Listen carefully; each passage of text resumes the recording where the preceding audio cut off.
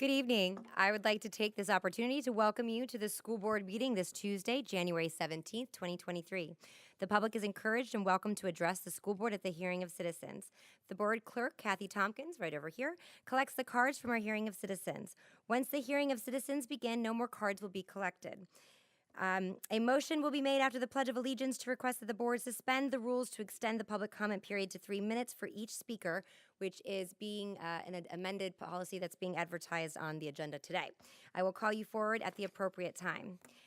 Please stand for the flag salute by Venice High School JRRTC under the direction of Master Gunnery Sergeant Troxel. Our student representative will be leading us, Tara Merritt from Venice High School. She will lead the pledge.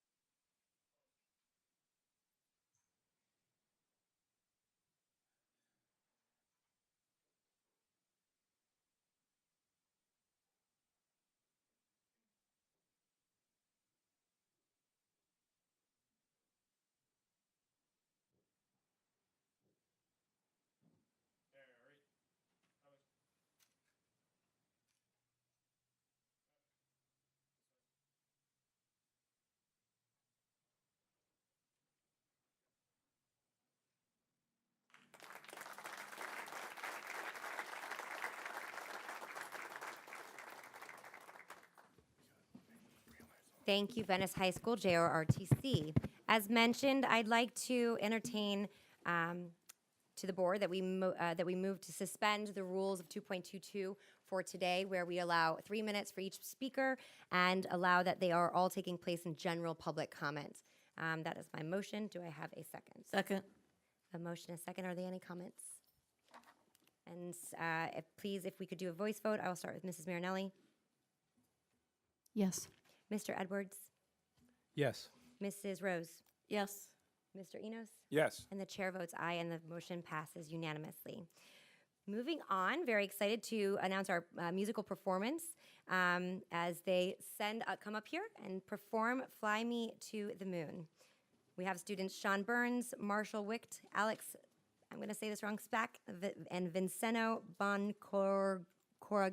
And I really wish I pronounced those beforehand.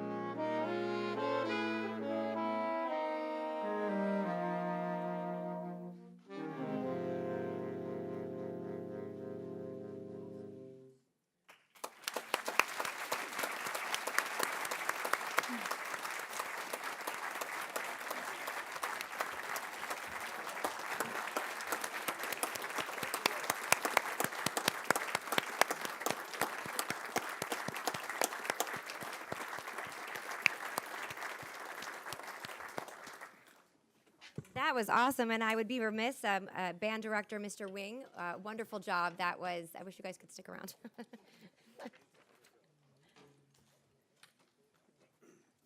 Right. Moving on, I want to recognize our student representative today, as mentioned before, is Tara Merritt from Venice High School. Welcome, Tara. We welcome you to join us as your student representative, and also would love to hear a little bit about yourself. Hi everyone, my name is Tara Merritt and I'm a 10th grader at Venice High School. I'm currently involved in student government, the Interact Club, Drug Free Youth Club, Principals Cabinet, and I'm also a member of the Venice High School Girls Lacrosse team. Additionally, I am a peer leader at All Faiths Food Bank, and in my future, I plan on being a criminal profiler in the FBI. Awesome, very cool.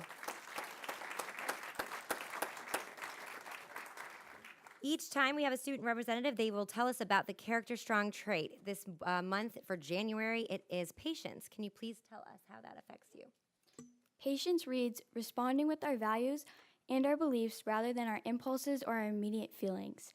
In terms of myself, patience has enabled me to further analyze things and situations beyond their face value and learn more from it. It has also taught me that things do not always go as planned, so you must be persistent and continue to work hard to see the results you'd like. In terms of as a student, it has allowed me to further grasp concepts and fully understand things as I've taken my time to learn the material and have had patience with it. Thank you. Thank you very much, and we'd like you to thank you for serving, and as previously presented you with a certificate of our appreciation, so we look forward to seeing what happens with you in the future. Next, we have special presentations. Tonight, 34 schools will be recognized as PBIS model schools for the 21-22 school year. I would like to invite Stephanie Valhalsic, I'm struggling with words today, to the podium to start with the presentation.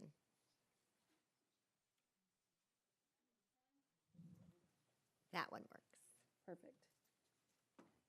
Good evening, Mr. Renoff and board members. We are here tonight to recognize the 34 PBS model schools. Positive behavior in supports is a positive, proactive, research-based approach supported by a multi-tiered system of supports, focusing on the needs of individual students. Receiving the model school status is not just a banner, sticker, and certificate. Our school PBS teams put in a tremendous amount of effort to earn this status. Schools must submit several evaluation documents, be recommended by the district coordinator, and approved by our partners with the Florida PBIS USF project.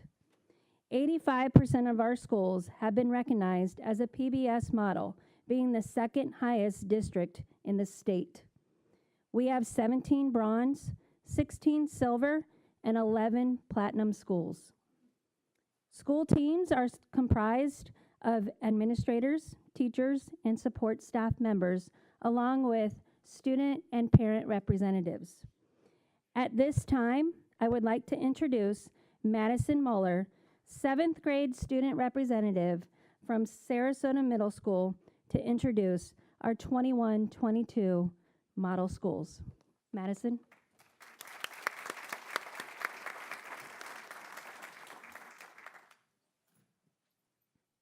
From Alta Vista, Assistant Principal Meredith MacArthur. From Bay Haven, PBS Coach Laureen Nicholson. From Brentwood, Assistant Principal Holly Brody. From Englewood, Principal Kurt Schwartz. PBS Coach Kristen Maltlin Shank. From Fruitville, Principal Dusty French. From Garden, PBS Coach Kendall Toll. From Glendalen, PBS Coach Kelly McWilliams. From Goshio, PBS Coach Amy Baldwin. From Philippi Shores, Assistant Principal Lisa Achille. From Tuttle, Assistant Principal Sarah Naus. From Wilkinson, Principal Susan Nations and PBS Coach Kelly Beal.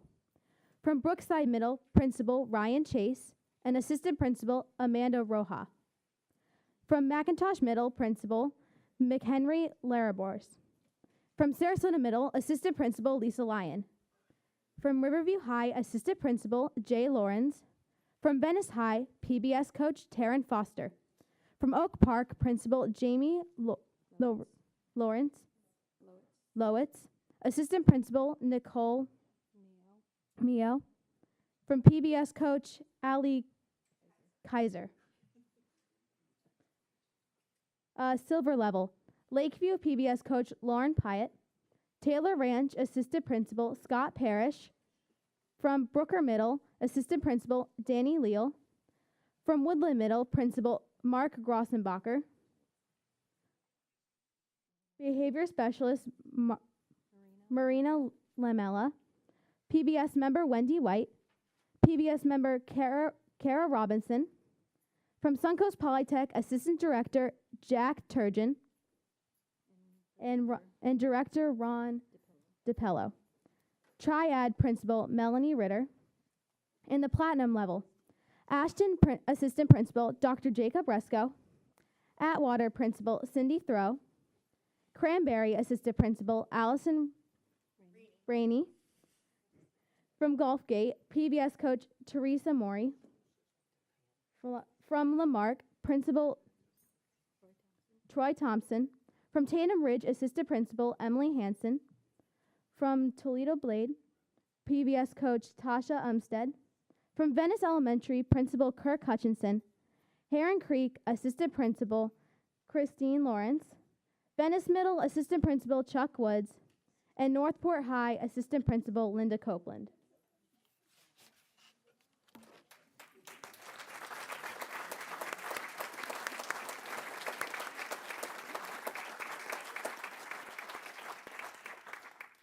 Thought we were going to do this a little differently, so school board members, please rise. See if we can get a picture here with everybody. Wide angle one. If you can't see me, I can't see you, right? So, we ready? Everybody smile and say PBS.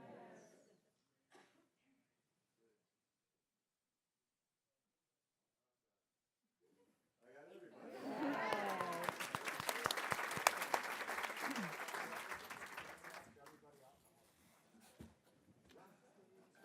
Thank you so much. Congratulations and thank you so much.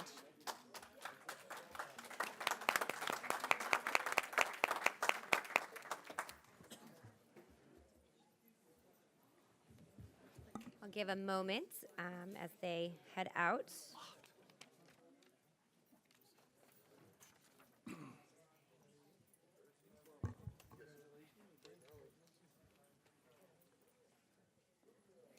Moving on to the next item is the superintendent's report. Mr. Renoff. Thank you, Madam Chair. I do have a few items. Yesterday, our country observed a federal holiday in honor of the late Dr. Martin Luther King Jr., who was born on January 15th, 1929, in Atlanta, Georgia.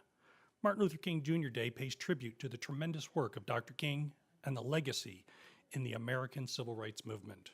We know that many of our employees, students, and families observe and celebrate this day through volunteering and serving in our local community. We hope that it was truly an impactful time for everyone.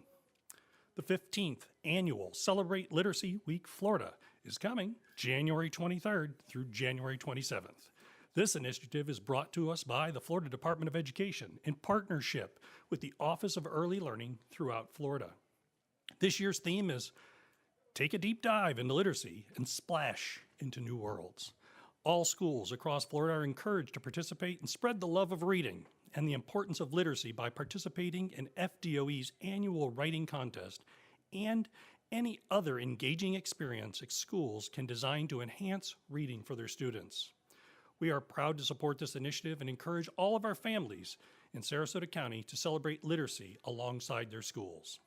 In addition, last Friday, the Florida Department of Education and Volunteer Florida officially launched the 2023 Black History Month Student Art and Essay Contests with the theme of celebrating the achievements of African American Floridians. These contests are running now through Tuesday, February 7th. As you know, Black History Month is celebrated each year in the month of February. First Lady DeSantis invites students in grades K through 3 to participate in the art contest and students in grades 4 through 12 to participate in the essay contest. Additionally, students, parents, teachers, and principals are invited to nominate full-time educators of all student grades for the Black History Month Excellence in Education Award. More information can be found online at www.floridablackhistory.com. And a reminder, eligible families are encouraged to complete and submit the free and reduced price meal benefit applications if they haven't done so already. As a reminder, the USDA did not extend the free meal waivers for the 2022-23 school year. So as a result, families need to complete a free and reduced price meal benefit application to receive breakfast or lunch at a free or reduced price. If you're unsure if you need to apply for this year, please contact Food and Nutrition Services main office for assistance at 941-486-2199. More information can also be found on our website at www.sarasotacountyschools.net/CAPS-FREE, F-R-E-E. This one's a great one as well. Sarasota County SCS Cares Program is accepting entries. Yes, Sarasota Cares, SCS Cares Program is an opportunity for parents, teachers, staff members, and community members to recognize Sarasota County employees for going above and beyond to help others show they care. Please visit the district website for more information and to submit a CARES entry today. The graphic can be seen on page 2, so please check that out on our website. And one last final reminder, the Family Access Portal. Parents and guardians are strongly encouraged to create a portal account if they haven't done so already.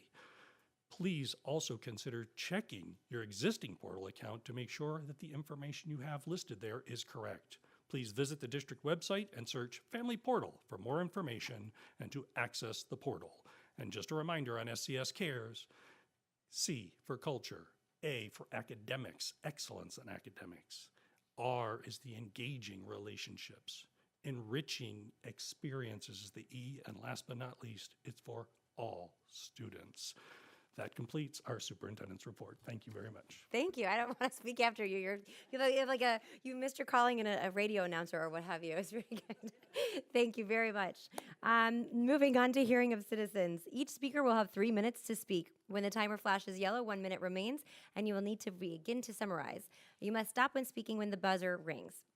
Please note that respect for divergent viewpoints and civility will be shown at every board meeting. Whether you agree or disagree with the speaker, you should listen politely, respectfully, without making any sounds of approval or disapproval, including clapping. We do jazz hands.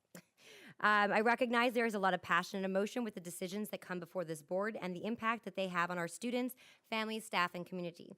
As such, I believe it is important that we afford the opportunity for every speaker to be heard.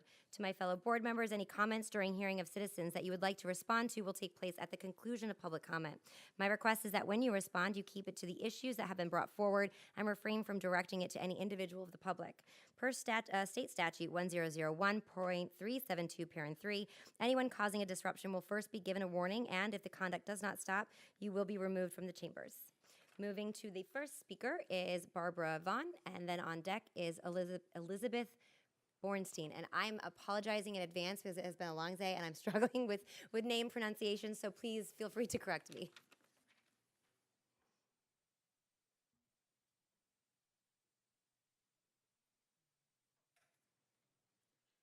Good evening. I'm Barbara Vaughn from Sarasota County, and I'd like to begin the formal part of this meeting with a prayer. Father God, we give you thanks and praise for this wonderful school board, for this school superintendent, however tenuous his day may be. We thank you, Lord, for their good work. We thank you for a new calendar year and a new semester for our students, for their teachers, for principals, and all support staff in all of our schools. Lord, we saw tonight evidence of what a good job so many of these school administrators are doing, and we thank you, and we ask you to continue to show them your guidance. Lead them wherever they need to go to be the best for themselves and the best for our students. And Lord, we thank you for our students. They are the reason we're here. Lord, we ask you to be with each of our students, whatever faith they profess, or none. Lord, be next to them. Stand close by so that they can feel the warmth of your love. Lord, we thank you mightily for the wonderful musical interlude we shared tonight. What a wonderful, talented group of young men. And Lord, we do thank you for them and for their teacher, who's obviously doing an amazing job with them. And Lord, now we ask you to bless each one who speaks in this meeting. May their words be comforting and on point and helpful and fair and kind. And all these things we give you thanks for, Lord. We praise you. In your holy name we pray. Amen. Thank you. Elizabeth Bornstein and Lila Newcomb.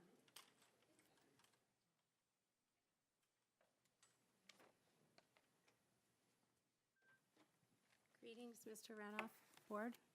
My name is Elizabeth Bornstein, and I am a parent of a wonderful child in one of our most excellent elementary schools in the district. And I'm here out of concern about our leadership. Last month, you executed a major power play with the firing of our superintendent. It was certainly not an original act, and right out of the extremist playbook we are seeing across the state and the country. Madam Chair, you posted on social media the next day that the community demanded change, and that's exactly what they are getting. And that along the way there will be tough and easy decisions, but we will always focus on respecting taxpayers, listening to parents, supporting our teachers, and ensuring student success. And lastly, it's important to keep this in mind throughout the process, that pruning a tree of its dead branches will help it grow back stronger.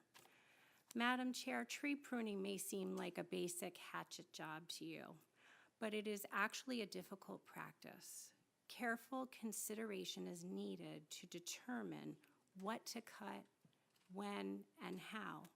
And over-pruning can lead to the severe wounding of the trees or even lead to disease and death. There's a Native American proverb, never follow leaders who are more in love with power than people. It is the people in your charge, especially the students, teachers, staff, and administration, we should be most concerned about. Haven't our students experienced enough trauma over the past several years? It is time to put politics aside and prioritize the students' morale, mental health, and well-being, and for that of our school community as well.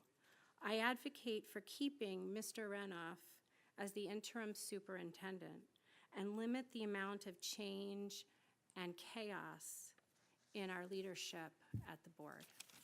Thank you. Thank you. Lila Newcomb, and next, Marjorie Peter.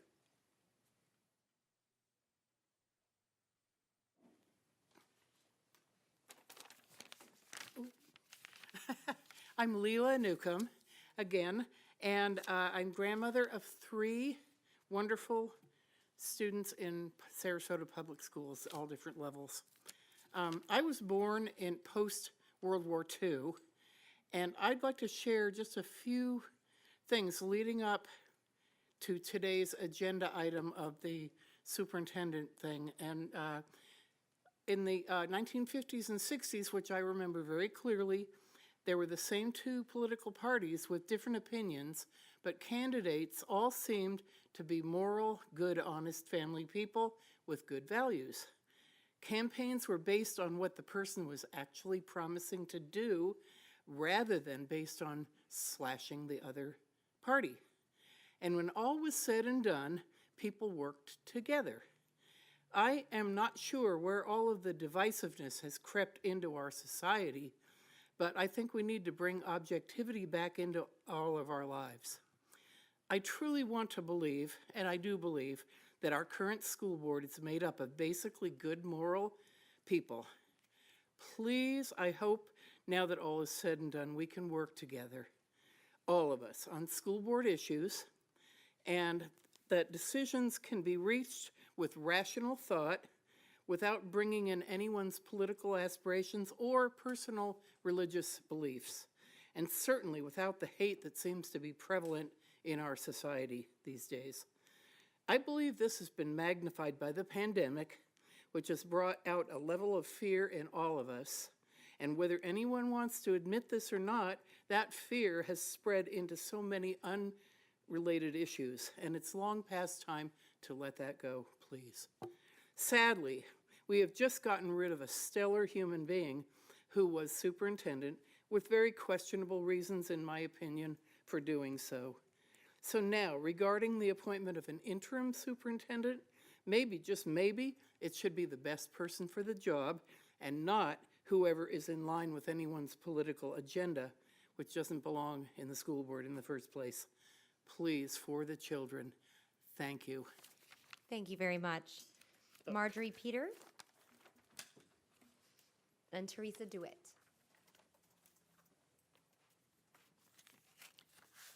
Acting Superintendent, board members, my name's Marjorie Peter, a resident in the county since '87, and the mother of 3 boys who graduated from the county school system. I also would like to address item 34, appointment of the interim superintendent. I feel that the trust in the search process must be restored for the sake not only of the board members, but for the sake of whoever is chosen to step in and lead. So I urge you to consider input from many in the community for both the interim and the full-time superintendent. What better way to restore trust than to involve many points of view in the search? For example, someone from the Chamber of Commerce, someone from the Arts and Cultural Alliance. Is there an Athletic Directors Association? The Moms for Liberty, the Support Our Schools Committee, Leadership Sarasota, Visit Sarasota. People move here because of the school system, so we need to hear from the business side of the world too. Lastly, I suggest that you make an honest effort to ensure a search committee that their recommendations will be taken seriously and it's not a waste of time. To that end, at least consider using the services of the Florida School Boards Association. I'm not familiar with the group, but it appears that they supply needed training and tools for school boards across the state. So please resist the temptation to be so proud and exclusive to feel that you don't need their help. In the local newspaper, it's been printed that Ms. Ziegler offered training by the Leadership Institute as an alternative to training by the Florida School Boards Association. Because Ms. Ziegler is listed as a staff member for the Institute, I hope you might see a potential conflict of interest. And I think that's the last thing the board needs at this point. On its website, the Leadership Institute states that its mission is to train conservative activists, leaders, and students. And that's fine, that's their prerogative. But I doubt that the school board would use any organization devoted to training liberally minded activists, leaders, or students. So surely you can see a contradictory and self-serving viewpoint if you were to use a partisan organization. Thank you for your time. Thank you very much. Teresa DeWitt, Michelle Posey. Let's go.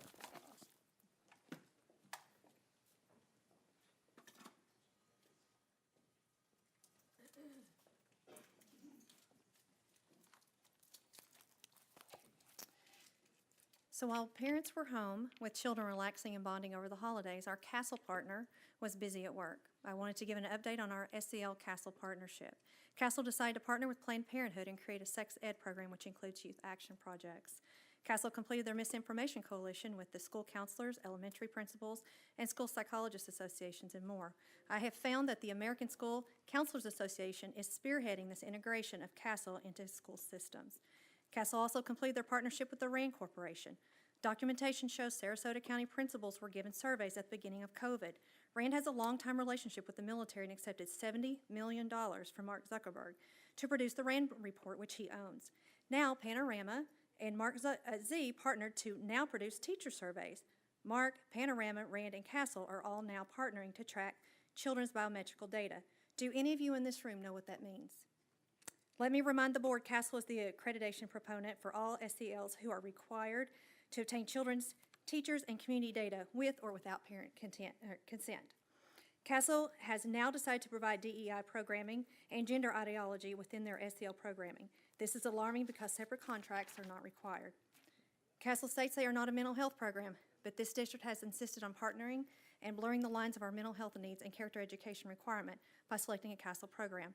I would like to point out from the workshop this morning that character education did not come down from the governor. It is a federal mandate from the Obama administration.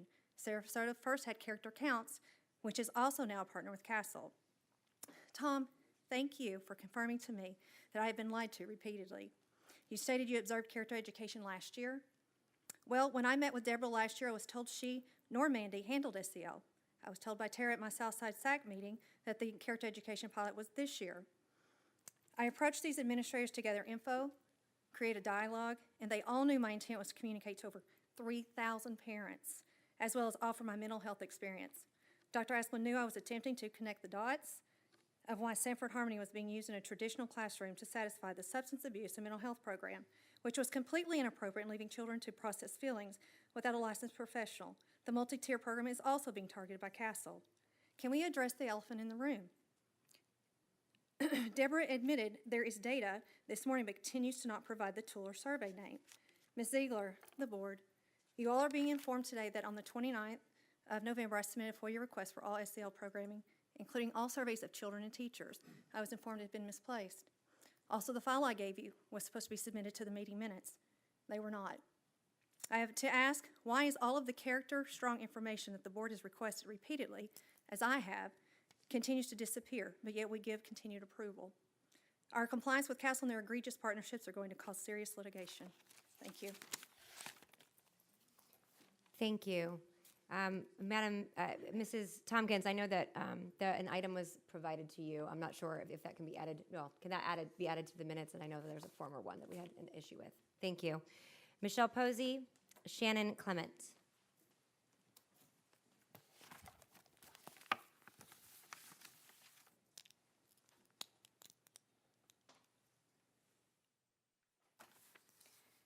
Good evening, Michelle Posey from District 3. I just wanted to notify for anybody who thinks that the Florida School Board Association is a better choice to go through to get our next superintendent and thinks that there's a conflict of interest with Ms. Ziegler being with the Leadership Institute. You might want to know that just a few short months ago, our chair for our board, Jane Goodwin, was also the president of the Florida School Board Association. So this district is not new to that, but I think it's odd that it's used as an argument for one side and not the other. During the school board workshop earlier today, Mr. Tom Edwards mentioned that he appreciated the feedback from parents and community members when it came to Character Strong, but ultimately he trusts the faculty more. I guess collaboration is not part of that new leaf that you claimed to turn over in this new year. Your trust in faculty over family and parents must be due to one of three things. Your experience, Mr. Edwards, in faculty or education. I don't think so. Based on your experience maybe in a classroom setting, if you've been in a classroom as a teacher, and I don't recall that being on your resume, so I guess it must be all your years of parenting experience. I can't even draw a conclusion to that. So I'm confused on what exactly qualifies you, Mr. Edwards, to be so dismissive of parents and their concerns surrounding Character Strong, or any educational piece for that matter. They're not your kids. You have zero qualifications that allow you to be so dismissive of the community's concerns. You cannot speak the truth on education legislation that is clearly written in black and white. Why would you think the community considers you a prophet of truth in this district on anything? Let me be clear, Character Strong is not a requirement handed down through the DeSantis administration. And if you gave us just 3 days, this community would have many other programs to choose from and still meet the requirement. Why are we so married to this one? Using Character Strong to build elements of best practices can be faulty, to say the least. Discipline cannot be watered down through some of these multi-tiered systems of support. And it was actually written in the Marjorie Stoneman Douglas Commission report that even if you use MTSS, please be careful of that. The word salad that threatens to be implemented as a culture of transformation with school discipline is exactly what led to the Parkland shooters, 40-plus referrals for expulsion to go unpunished because the Department of Education had soft, woke discipline policies courtesy of President Obama. We are approaching the anniversary of that awful attack. We should ask ourselves why every student at that school, every student knew who the perpetrator was. That district failed those students, and we do not want to copy and paste that similar measure throughout this district through Character Strong. Weakening our discipline policies and making feel-good retribution our new model. We need to wake up, dismiss Character Strong in its entirety, give the public full transparency to all lesson plans and classroom material, and find a new program. I can have 3 program replacements on your desk Monday morning if you would like. Thank you. Shannon Clement, Robin Williams.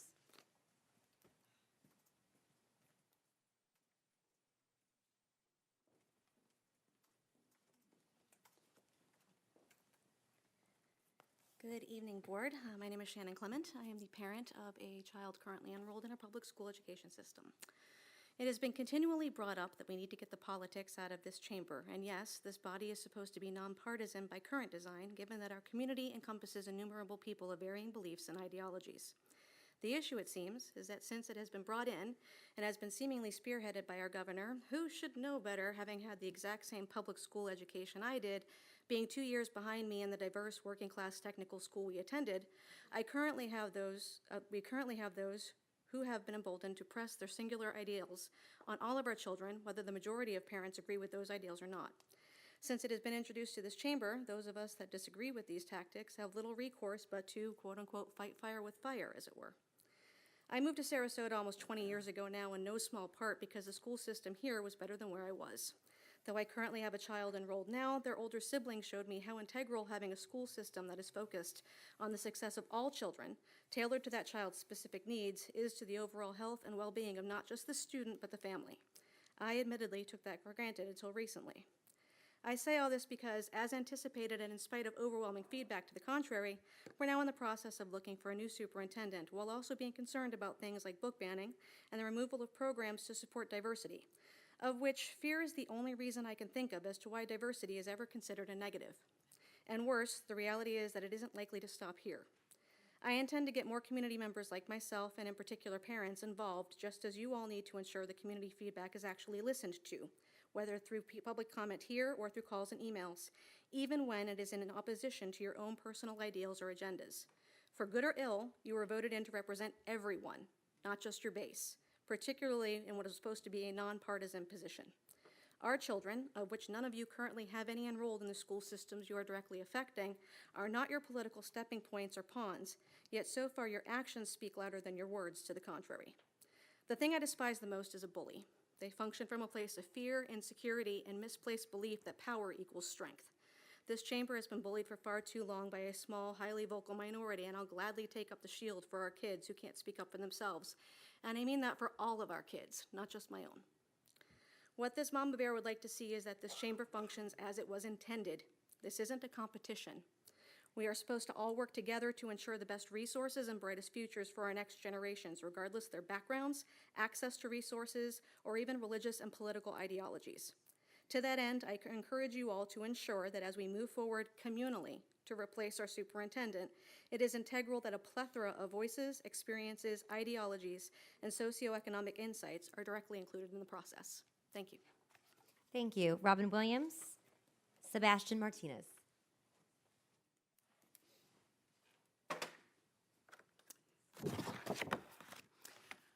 I'd like to remind the school board that the previous board voted to unanimously reject the inferior charter school USA's Welland Park School application. The for-profit management company SCS USA is notorious for bargain basement education and bare-bones school buildings and makes no sense given our planned construction of top-notch facilities in the same area. Private meetings out of the sunshine to change the board's opposition in the wake of the legal challenge are unacceptable. The public in its diversity needs to have input into the hiring of the interim superintendent. No private selection by just board members. The person should have at least a master's degree in previous superintendent experience. They must be nonpartisan and provide a safe environment free from harassment for our students and staff, not like the right-wing culture warrior Chris Rufo, appointed by DeSantis to turn New College into a conservative bastion. Ms. Ziegler, you tweeted, quote, "This is awesome," unquote, to Rufo. Yesterday, we observed Martin Luther King Day. Let's remember that Dr. King supported diversity, equity, and inclusion. Dr. King was not colorblind despite propaganda spread by Moms for Liberty. Unlike them, I had the experience of marching at a protest with Dr. King and heard him speak. He was woke. His last sermon at the National Cathedral was entitled "Remaining Awake Through a Great Revolution." He stated, quote, "We are challenged to eradicate the last vestiges of racial injustice from our nation. Racial injustice is still the black man's burden and the white man's shame. It's an unhappy truth that racism is a way of life for the vast majority of white Americans, spoken and unspoken, acknowledged and denied, subtle and sometimes not so subtle. The disease of racism permeates and poisons a whole body politic. And I can see nothing more urgent than for America to work passionately and unrelentingly to get rid of the disease of racism. Something positive must be done. Everyone must share in the guilt as individuals and as institutions. The government must certainly share the guilt. Individuals must share the guilt. King made the case for reparations. Quote, "There's another myth that still gets around. It's a kind of over-reliance on the bootstrap philosophy. They never stop to realize that no other ethnic group has been a slave on American soil. The people who say this never stop to realize that the nation made the black man's color a stigma. But beyond this, they never stop to realize the debt that they owe a people who were kept in slavery for 244 years.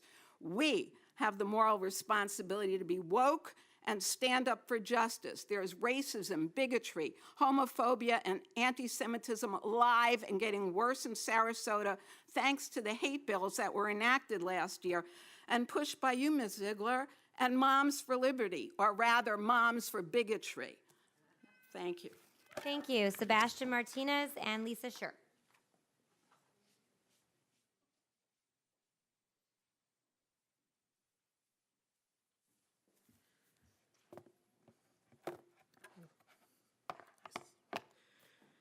Good evening, ladies and gentlemen of the board, Madam Chair.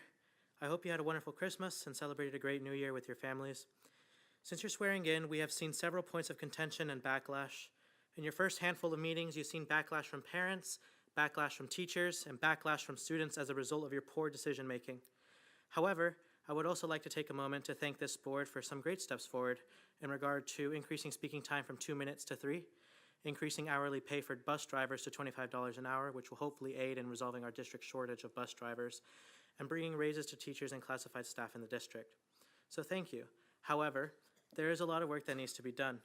We should celebrate progress but not become complacent because of a handful of victories. We need to work to address several more things, from educational hurdles like test scores, creating a representative committee charged with the responsibility to find our new superintendent consisting of educators, parents, students, administrators, and community members at large, creating a better system of communication or request to address resource disparities so that every classroom can have the material needed to succeed, or ensuring that Spanish-speaking families and students in this district are relayed the same information regarding educational opportunities, trips, competitions, or extracurriculars at the same exact rate as English-speaking students. This board has lacked communication. As evident during the superintendent's forced resignation without cause, there was little to no explanation to the public on behalf of the board during the process. But I will not say that lack of communication is a problem only pertaining to this board. The former board as well, following the Parental Rights in Education bill, did not communicate enough to administrators across the county. There was confusion, and as a result, several items were taken down without merit or reasonable explanation, from the flags of countries to a coexist flag, which is about humanizing each other regardless of our backgrounds or beliefs. In some instances, anything with a slight resemblance of anything LGBTQ related was taken down out of seemingly precaution. As some board members have said openly, and some parents that have stood here and said, this bill has nothing to do with being LGBT or don't say gay. And if that's the case, then this board should take steps to provide clear instruction and revise appropriate policies to make clear that those items are not subject to that law. We need to provide students with a school atmosphere that is comfortable for learning so that they can succeed, not perpetuate the idea that their existence is controversial or uncomfortable. When marginalized students can attend schools, be understood, and accepted, they will achieve great things. But if they are attending a school or watching these board meetings and listening to harmful rhetoric or backwards thinking, you cannot expect them to be motivated to learn or benefit a county that does not benefit them. Thank you for your time. Thank you. Lisa Scher and Chloe Boggs.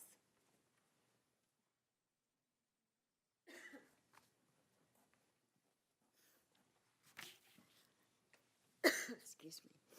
My name is Lisa Scher. I'm a parent of a student in the district and one of the co-founders of Support Our Schools, which is dedicated to the protection of public education. To say that the vast majority of the community was extremely disappointed with the lack of transparency of the board majority in moving to terminate Asplin's contract would be an understatement. Although you'd like everyone to simply forget that you fired an extremely successful and well-liked superintendent for no reason, you continue to show us that you cannot be trusted to put the interest of all stakeholders in the district first. I question whether Ms. Ziegler should be permitted to take part in the choice of either the interim or permanent superintendent, given her gross conflict of interest. I recently attended a training seminar hosted by Ms. Ziegler and her employer, the Leadership Institute, which is not the same as the FSBA, which is a volunteer association, and Ms. Goodwin served without remuneration. I presume you're getting paid for this work. The ostensible purpose of the seminar was to train new school board members, prospective board members, and concerned citizens. The Leadership Institute, as Margie already said, is an organization whose mission is to identify, recruit, and place conservatives in politics, government, and media. At this seminar, I learned, among many other things, that accepting federal dollars to feed hungry children a free lunch is bad, and that diversity, equity, inclusion are all dirty words, but I do digress. The objectives of the Sarasota School Board and the Leadership Institute do not, and certainly will not, always align, and choices must be made between their competing interests. With her recent vote to fire Asplin, Ms. Ziegler has clearly aligned herself not only with the Leadership Institute, but also with the Moms for Liberty, which she co-founded. We were given a roadmap for the future when Tiffany Justice, one of the other co-founders, declared in March 2022, once we replace the school boards, what we need to do is we need to have search firms that are conservative search firms that help us to find new educational leaders. You'll note there's no mention there of the competence of these new leaders. It's all about whether they're conservative enough or not. That leads me to ask, will the politics of the new superintendent be the first criteria on which he or she is chosen? Will it be the only criteria? Whatever happened to choosing a leader on the basis of their qualifications for the job? Things like experience, educational background, accomplishments in the field, or did that all go out the window when you canned Asplin? It's important to take note, when elected officials choose to have obligations to organizations that may conflict with their elected duties, we've got a problem. Here's a perfect example of how an elected official may be bound by interests other than the taxpayer's best interest, or in this case, our children. We are witnessing a situation where our kids are being used as political pawns. Thank you. Chloe Boggs and Melissa Picandi.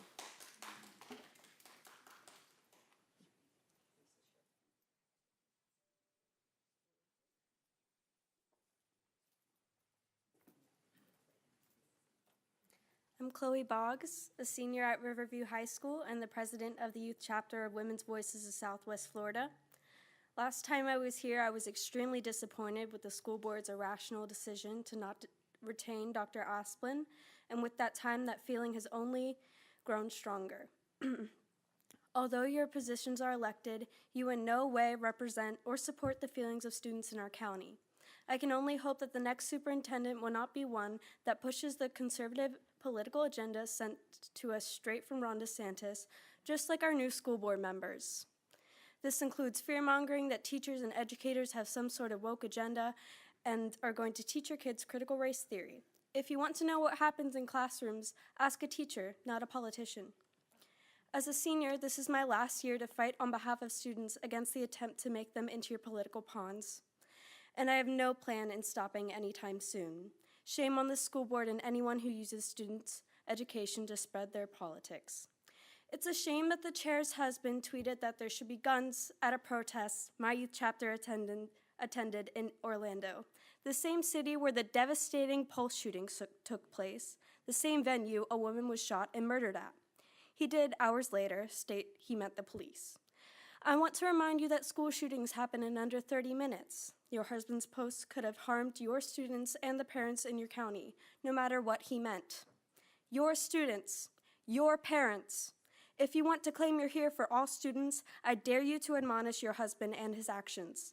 We don't expect much from the same person who sat on Alex Jones' podcast, who admonished the parents of dead students publicly so much he got sued. Shame. We have one thing to say, and that's do better. Thank you. Melissa Picandi.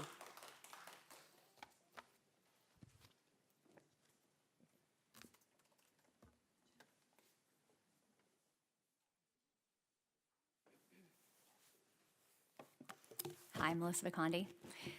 I know that she's a student in this district. I'm sorry, I should probably just address the board, but her organization has actually been paid in the past by Lisa Scher to protest at certain events. Excuse me, members of the public. If you speak out again, you will be asked to be removed. Okay. I'll make it short. Thank you for serving. It took a lot. Are you going to continue to speak, or otherwise, yes, you can be removed? Thank you. Sorry, if you would like to reset your time, go ahead. Okay, thanks. I'll make it short. Thank you for serving. It took a lot to get you guys elected, and I know there are a long list of priorities, but where is the IEP recording on the agenda? Why are we not talking about walking kids into the classroom daily? Why does Deb Jackalone still have a job? It appears that she is on the same team as Tom Edwards, who is working for his woke agenda from the inside.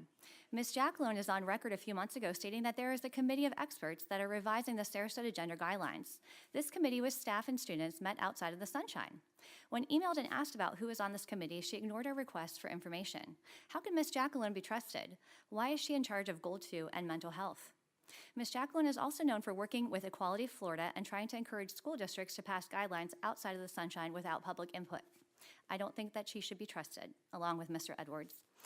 This woman needs investigated and held accountable for whatever she is doing outside of the sunshine. Neola is nothing more than an arm of the liberal NSBA. Please reconsider partnering with them. Regarding Character Strong, contrary to Deb Jackalone's statements this morning, Character Strong is not mandated by the state, but character education is. While you may not see concrete evidence of surveys, data collection, gender ideology, and diversity, equity, and inclusion yet, it is coming. Character Strong is too controversial. Please consider a different character ed program. The voters have spoken. Please leave the liberal FSBA behind as you initiate your search for the new superintendent. Thank you. Thank you. Then that concludes the public comments. Moving on to the additions and corrections to the agenda. Mr. Superintendent, are there any corrections? Yes, an addendum was added to item number 7, the instructional classified personnel report. Very good. Also, earlier today, we talked about the calendar. It is agenda item number 9. I just want to note that the provision that we discussed about last time about adding on weather days to the last 2 weeks wasn't noted, but will be noted well. So it does not change the actual calendar, but I just wanted to highlight that as well. Do I have a motion for the consent agenda as amended? Motion to approve the consent agenda as amended. I have a motion. Is there a second? Second. I have a motion and a second to approve the consent agenda as amended. And members can vote on your screen if you press refresh.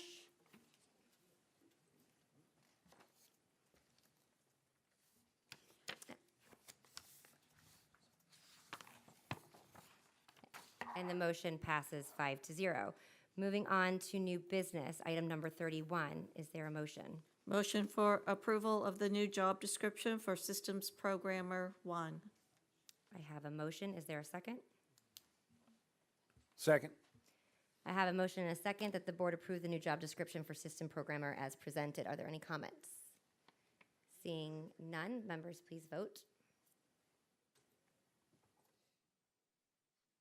And the motion to approve the new job description for system programmer passed unanimously. Moving on to item number 32. Is there a motion? Motion for approval to advertise School Board Policy 2.22, board meetings. I have a motion. Is there a second? Second. I have a motion and a second that School Board Policy 2.22 be approved for advertisement. Are there any comments? Seeing none, please vote.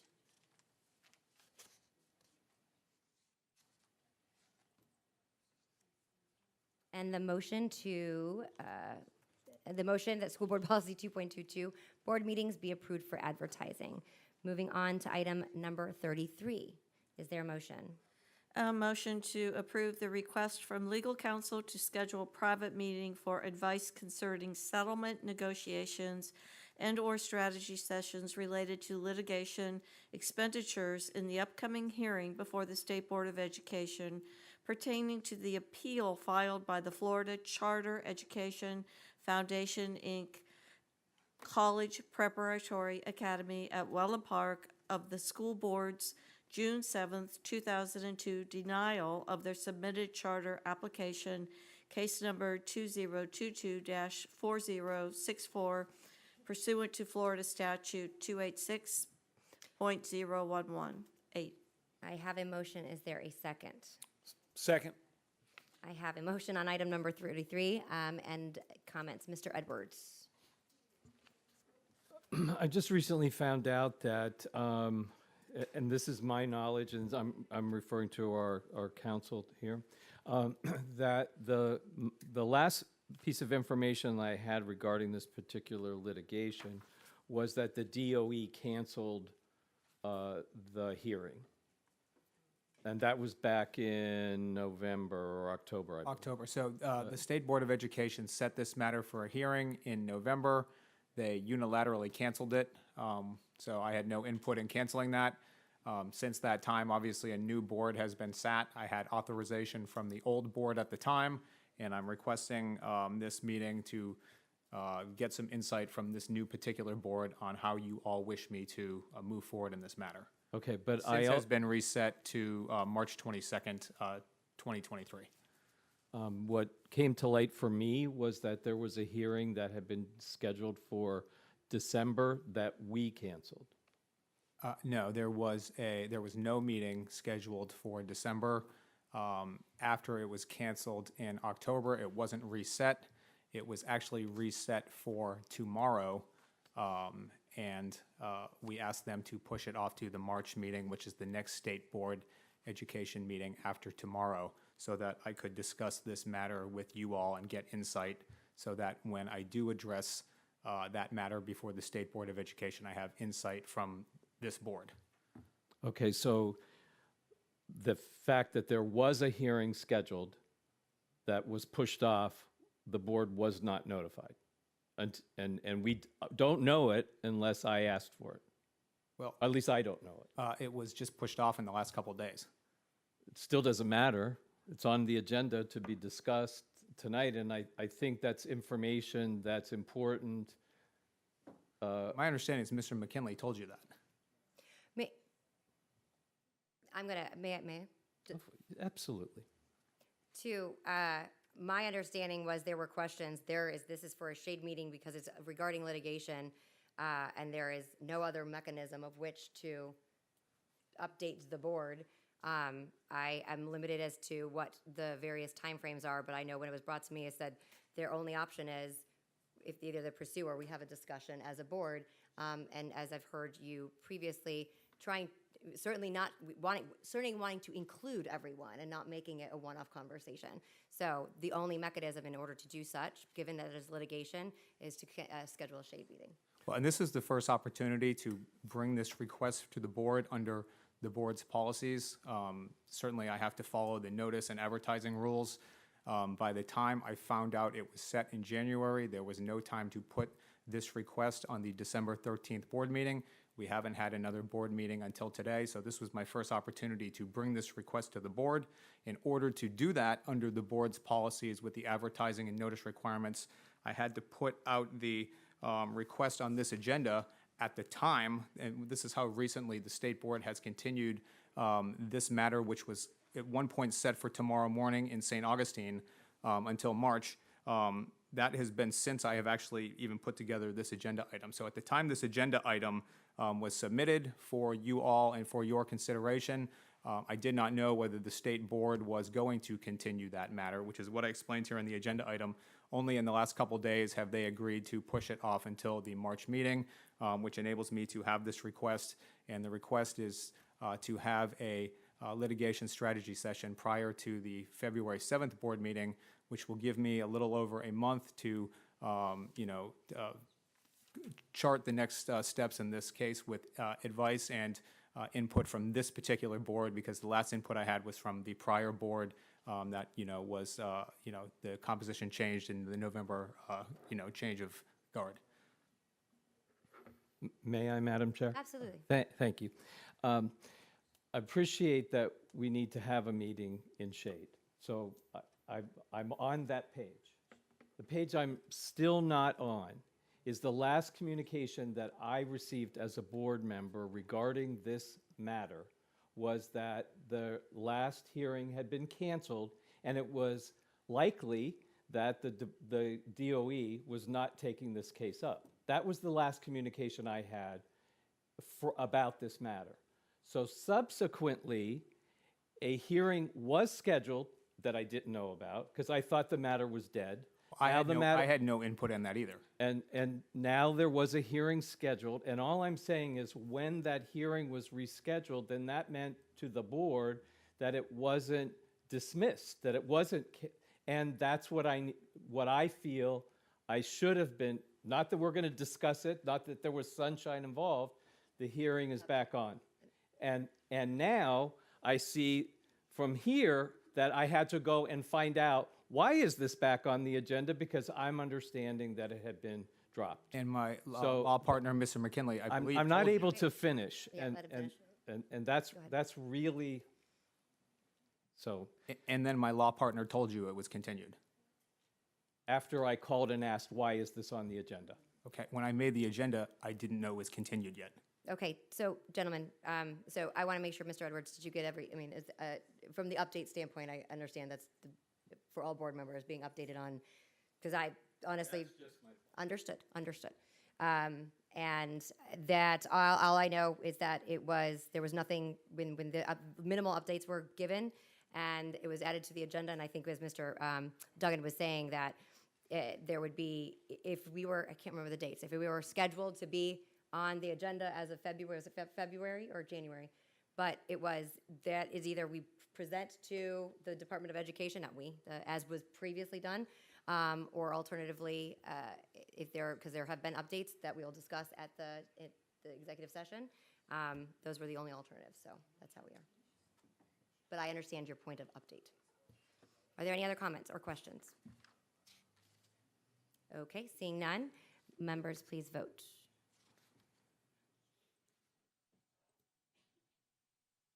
And the motion to schedule a shade meeting on February 7, 2023 at 1 o'clock to discuss settlement negotiations and/or strategy session related to litigation expenditures regarding to the denial of the Florida Charter Education Foundation, Inc., DBA College Preparatory Academy at Welland Park Charter application case numbers 2022-4064 has been approved. Moving to item number 34. I'm sorry, is that from before? So I can take that. We have item number 34 here to discuss the salary and appointment of the interim superintendent. If for any members of the public who are watching or are here tonight and did not watch our board meeting earlier today, there was a discussion about individuals who have put their name forward and whether or not there were any additional names that board members wanted to bring forward. For the record, that was Dr. Ron DiPillo and Dr. Allison Foster, and we did have another gentleman that provided their thank you, and Mr. Richard Murphy. And in an effort to ensure that the community had an opportunity to hear who was being presented forward, not knowing this being the first opportunity to the board to discuss whether there were any additional names, and there were none that were added forward as interim superintendent. This affords us an opportunity to make sure that the public is aware, and my recommendation is that we take formal action with an appointment of the interim superintendent at the February 7th meeting.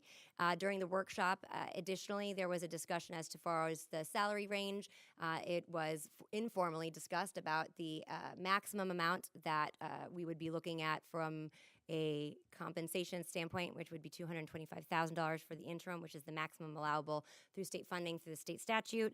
And we also discussed any action or preliminary discussions about the process in which the superintendent search for the long term, I don't want to say permanent, superintendent would be. We discussed that we would like to reach out to or ask for a request for qualifications or RFIs for either consulting firms or third-party organizations, of which there are many, to assist the board in evaluating different superintendents through a national search. In addition to that discussion, as I summarized, there was apparently sounded as a unanimous agreement that we would all like to include some kind of committee that would represent the community that would be board appointed. These are just preliminary discussions, and also ensure that this ongoing search would include all facets of the community and in both a two-way communication.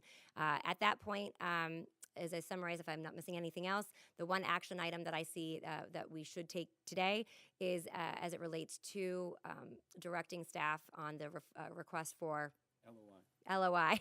Thank you. And Mr. Dumas, Mr. Renoff, if okay, if Mr. Dumas could come up to speak, or Ms. Penner, as to a update on timeline so that we can give proper direction. Letter of intent. Thank you.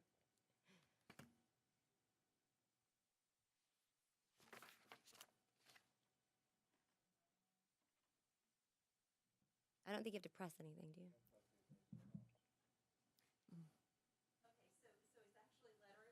Thank you.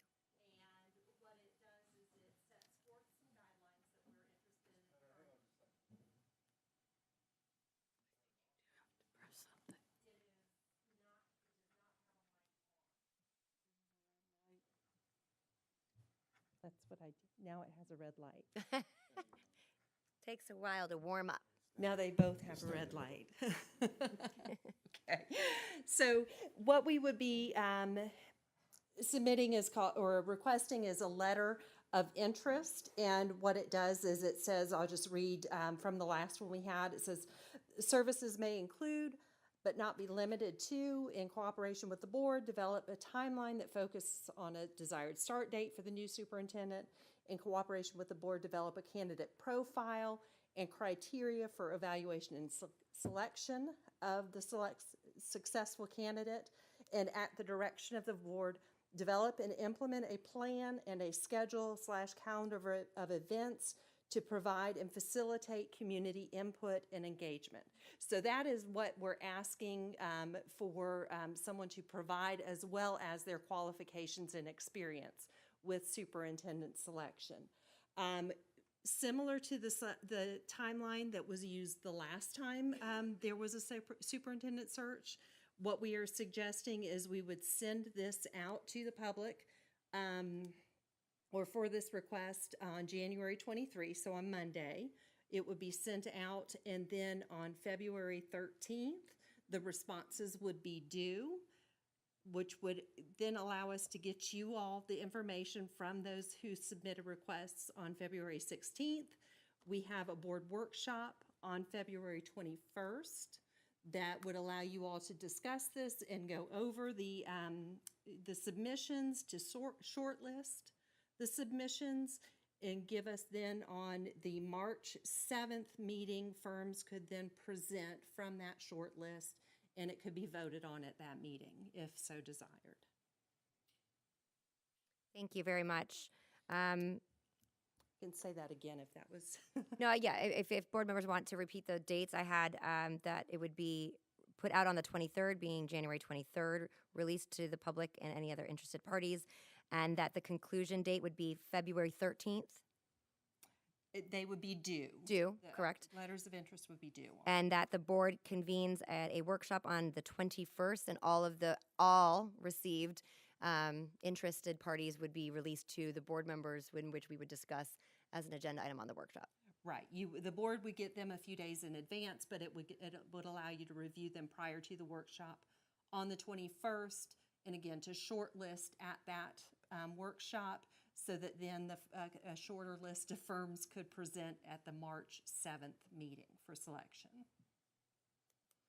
Thank you very much for that. Board members, are there any questions or comments on that? Okay. So to put it in the correct posture, is this something that we would require for any kind of action? I know this is just general, so I know it was been said before. So as long as I would recommend you a motion to issue a letter of interest with the time frame and process outlined by Ms. Penner. I move to direct staff. write that down the next time. Move to direct staff Move to direct staff to issue a letter of interest to issue a letter of interest with the time frame and process described by Ms. Penner. with the time frame and process described by Ms. Penner. I have a motion and a second. Are there any comments?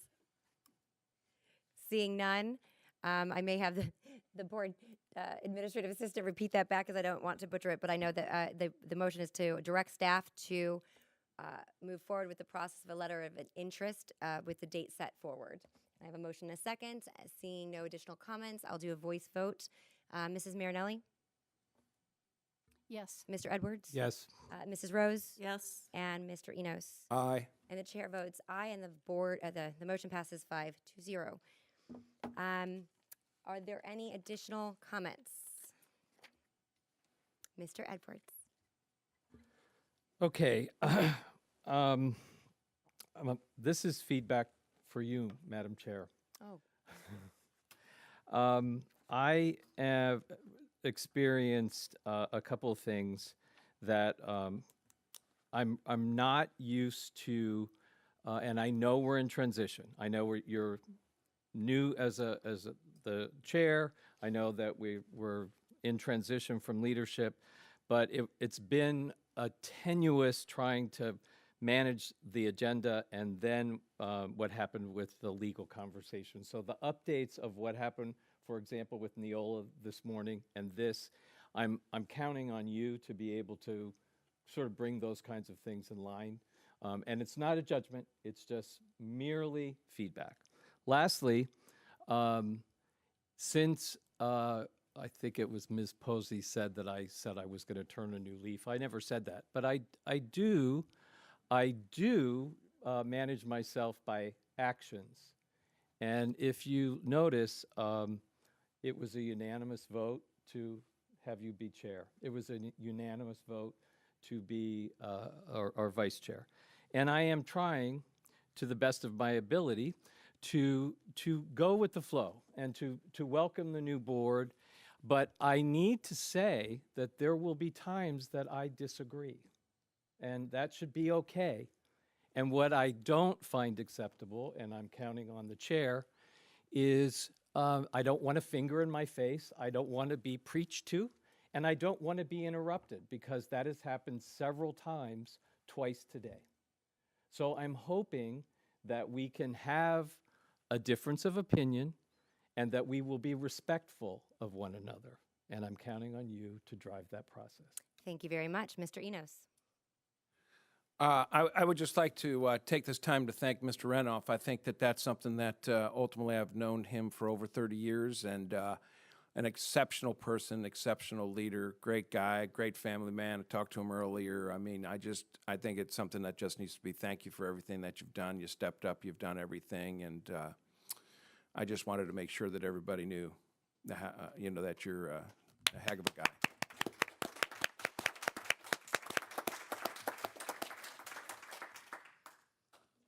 I concur, and again, I thank you for jumping and stepping in, and still moving forward. I know there's a lot going on, and I know there's a great team that's helping support them, and so thank you for that. And I appreciate you hanging in for a couple extra weeks so that we can do this the best way possible. Mr. Edwards, I do want to respond to your comments and to board members. I will agree, today was a little uncomfortable at times, and I'll tell you, I take it seriously as chair to ensure that board members have a seat at the table and that there's not one individual driving the train. Unfortunately, I think that has been a practice previously. There were things that were well far beyond that I think none of this board was updated on, but we will not be doing that in the future. I think that in particular the Neola discussion and component warrants some further deep diving, both from an administrative level, but also to ensure that the board, all of us, are prepared, because it seems that train has driven quite farther than any of us were aware of, all of us. And with that said, finally, I think that I welcome difference of opinion. I've always said that. I think that echo chambers are not healthy, especially in a governance structure, and that's always possible to be done in a respectful fashion. I also think that it's important to be able to speak your mind, but consistently trying to bring division or counter-punching things may not really be moving us forward, but I will continue to be focused onward and upward.